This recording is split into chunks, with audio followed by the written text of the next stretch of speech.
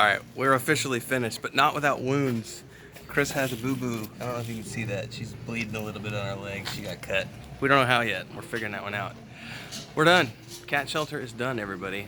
She is putting duct tape around the edging so nobody gets cut. I had to cut like her.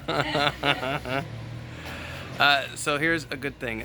Thank you to everyone who donated through the GoFundMe, because this was built with the funds from the GoFundMe. The tools, the wood, the sheet metal.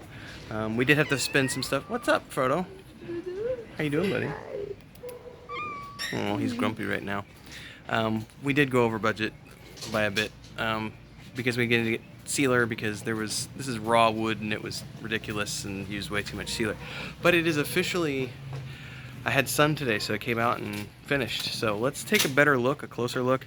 I don't know if this is going to be combined with another video that shows like more of the construction, but I haven't cut any videos in a few weeks, so I'm going to try to get to that this week. Anyway, let's take a better look here. It's not perfect because I had to cut everything by hand, and the lumber is really bad. I did leave a gap up here because I wanted there to be some better ventilation for the kittens. But basically, this part out front is the balcony, and they've already been coming out here and sleeping here during the days. Toto, come here. Come up here and say hi. You gonna come up? What you doing, buddy? That's the neighbor's property back there. Anyway, pay no attention to the reason there's a gap up in there is because I wanted there to be ventilation in the back. So it's actually angled, that roof is angled slightly. So if you come in here and look at that, that's an angled thing. And then the rest of those gaps are because the wood was not plumb. It was all different variations in sizes, which I'll show you guys here in a minute. But it's essentially, that gives them ventilation at the top. And then there's some at the bottom, so if any water gets in here at all, it can just drain out the back. But essentially, balcony here where they get food in the water, and then this is where they can come in and relax in the afternoon. They could sleep in here. They have been coming in here during the afternoons and hanging out and sleeping here, and sometimes underneath.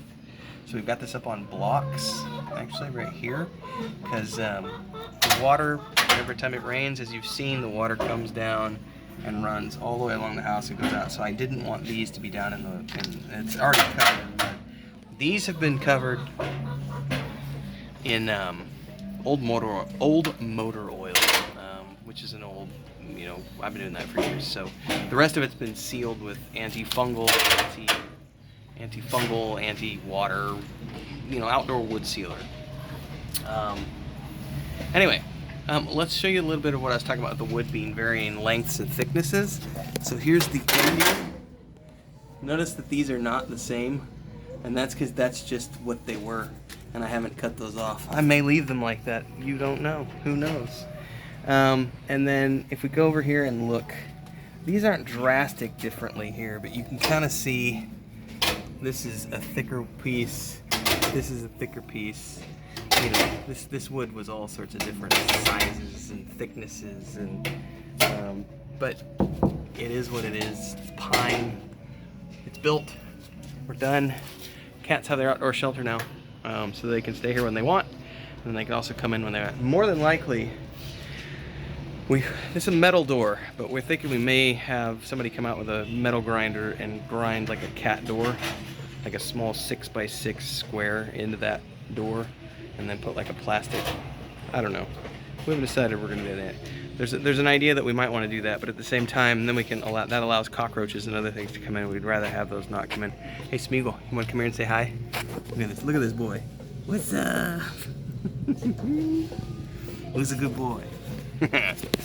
Smeagol loves to come. He's been outside this morning, so he likes to come say hi every time he's out. Yeah? Anyway. Thanks, everybody. It's done. Thank you. Thank you.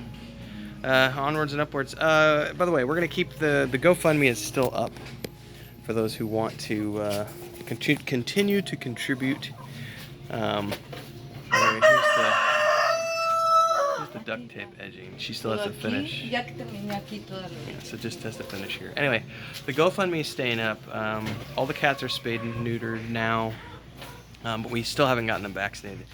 As a matter of fact, if you've been paying attention to the Discord of my other YouTube. Unfortunately, Mary and Pippin had to get reopened up. Pippin had an abscess that broke under her space surgery spot, so she had to go in for an emergency surgery.